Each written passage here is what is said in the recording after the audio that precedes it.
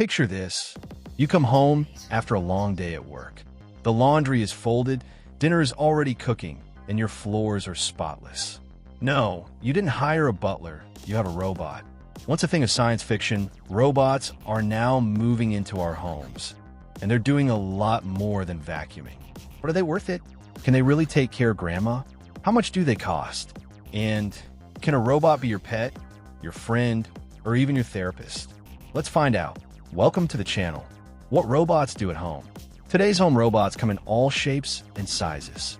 Some are specialized, like the Roomba for vacuuming, the litter robot for cleaning your cat's litter box, or kitchen bots that can chop, stir, and even cook entire meals. Others are more like companions, small, mobile robots with built-in AI assistants that can answer your questions, remind you to take your medicine, or even patrol your home for security. And in Japan, you can even find robots that fold your laundry and iron your shirts. Yes, your teenager's days of forgetting to help around the house might be numbered. Can robots take care of the elderly? One of the most exciting and controversial uses of robots is elderly care. Imagine a robot that reminds someone to take their pills, calls for help if they fall, and even makes conversation to reduce loneliness. Robots like LEQ are already doing this. A friendly tabletop device that chats, plays music, encourages light exercise, and keeps family updated. In care homes, robots like Paro, a cuddly baby seal robot, provide comfort to dementia patients. Of course, robots can't replace human touch and empathy yet, but they could be an extra pair of hands or circuits to help overworked caregivers. How much does a home robot cost? Here's the big question. How much will a home robot set you back? A simple cleaning robot might cost you $300 to $800. A robot pet like Sony's Ibwa is around $2,900.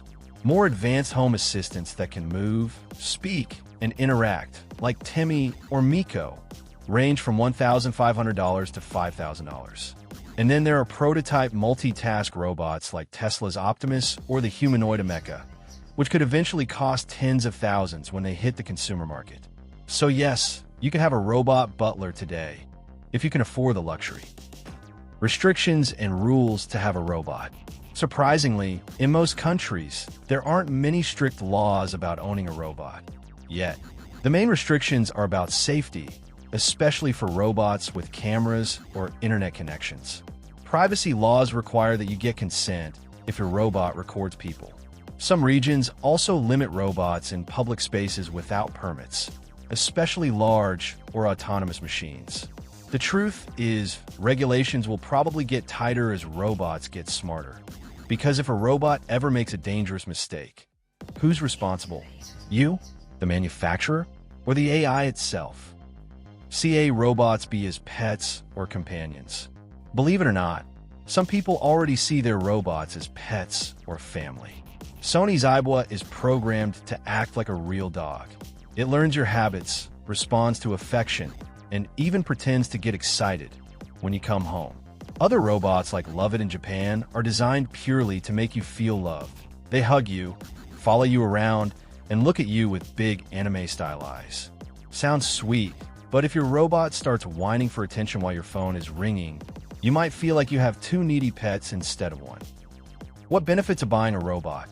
So why get a home robot at all? Let's break it down. 1. Saves time. Cleaning, cooking, scheduling, robots can free up hours every week. 2. Convenience. Imagine saying robot start the coffee machine from bed. 3. Safety. Home security robots can patrol while you sleep. 4. Elder care, peace of mind for families. 5. Entertainment. From playing music to telling jokes, robots can be fun companions. 6. Consistency. They don't forget tasks or call in sick. Sure, they won't replace human love and creativity, but they will handle the boring chores so you can focus on what matters. What will happen in the future? We're still in the early days of home robotics. In a few years, we might have humanoid robots that can pick up your groceries, walk the dog, or help your kids with homework. AI is getting better at understanding emotions and context, which means robots may soon adapt to your mood, cheer you up on bad days, or leave you alone when you need quiet. But as robots become more lifelike, we'll also face new ethical questions. How much trust should we give them? Should they have rights? And what happens if we start loving our robots more than humans? So, will robots replace human jobs? Probably some. Will they take over your home life? Only if you want them to. Whether you see them as tools, helpers, or friends, one thing is clear. Robots are no longer the future. They're here, and they're only getting smarter. So, would you let a robot fold your laundry or tuck you into bed? Let me know what you think. Thanks for watching. Stay tuned.